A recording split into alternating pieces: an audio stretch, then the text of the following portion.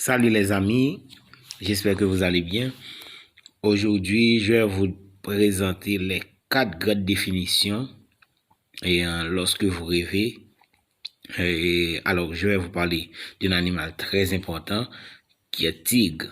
Donc, lorsque vous rêvez tigre, je vais vous donner 4 grandes interprétations pour savoir de quoi il en est. C'est parti, allons-y. Comme je vous ai annoncé tout à l'heure, je vais vous donner les 4 grandes définitions et lorsque vous rêvez le tigre. Le tigre est souvent associé à la puissance, à la force et courage. Rêver d'un tigre peut symboliser votre propre force intérieure, votre détermination et votre capacité à faire face aux défis de la vie. Cela peut être un signe encourageant pour faire preuve de courage et persévérer dans les situations difficiles. Deuxièmement, le tigre est un animal sauvage et prédateur, il faut le savoir, représentant souvent nos instincts les plus profonds et nos pulsions primaires. Il faut bien saisir ce que je viens de dire. Le tigre est un animal sauvage et prédateur, représentant souvent nos instincts les plus profonds et nos pulsions primaires. Rêver d'un tigre peut indiquer que vous devez être plus conscient de vos désirs. Et je me souviens que j'avais dit ça dans une vidéo précédente. Et lorsque c'était de quel animal je parlais, je ne me souviens pas, peut-être c'était le lion. Et rêver d'un tigre peut indiquer que vous devez être plus conscient de vos désirs, de vos instincts et de vos besoins. Cela peut être une invitation à explorer et à canaliser vos pulsions de manière saine et équilibrée. J'espère que vous comprenez.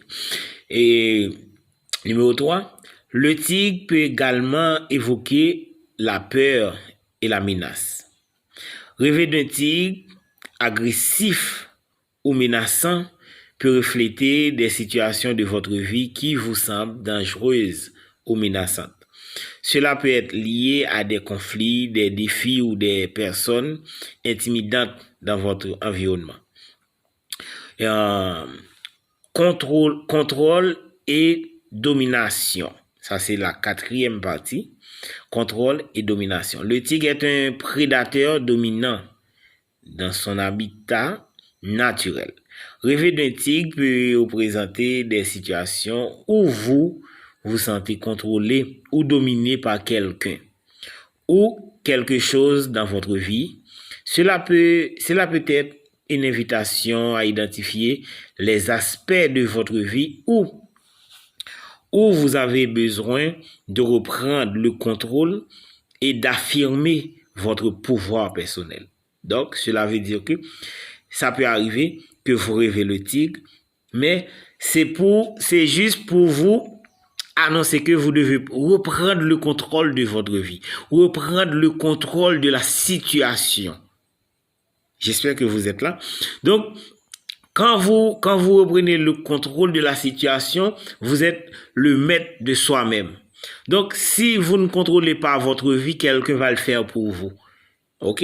Quelqu'un va le faire à votre place.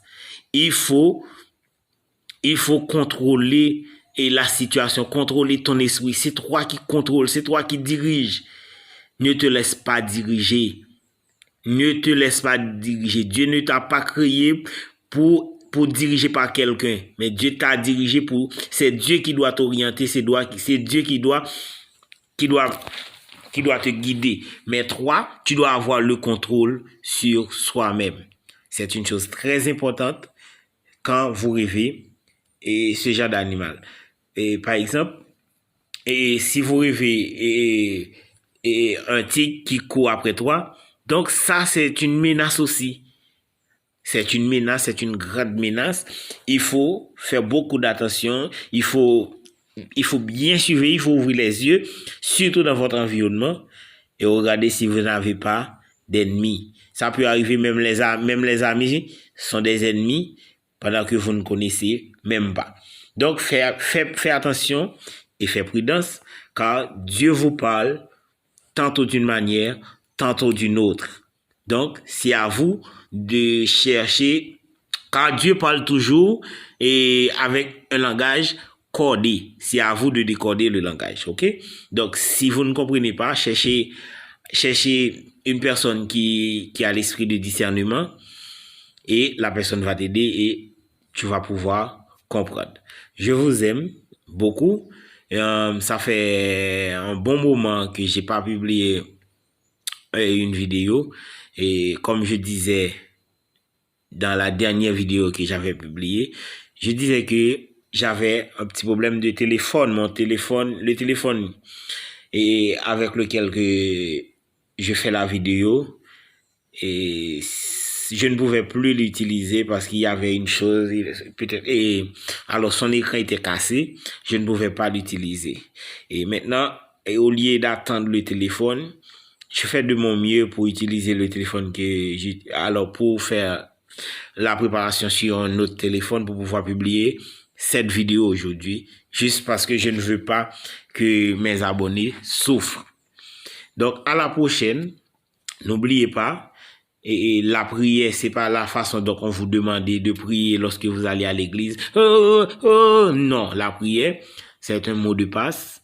Donc, la façon dont on vous fait de faire la prière à l'église, ce serait de préférence une manière de faire une demande. Mais on vous dit que c'est la prière, bon. Mais la prière, c'est un mot de passe, c'est un mot clé, la prière. De même qu'on peut entendre une personne qui peut disparaître, par exemple. Donc, il a une prière, mais ce sont des mots clés. Des mots clés, des mots précis. Ok? Donc, c'est ça la prière. J'espère que vous apprenez à prier. Et vous connaissez, lorsque vous faites des demandes, ce n'est pas une prière. C'est une demande. Une demande ne veut pas une prière. Donc, je vous aime beaucoup. À la prochaine pour une autre vidéo. Ciao.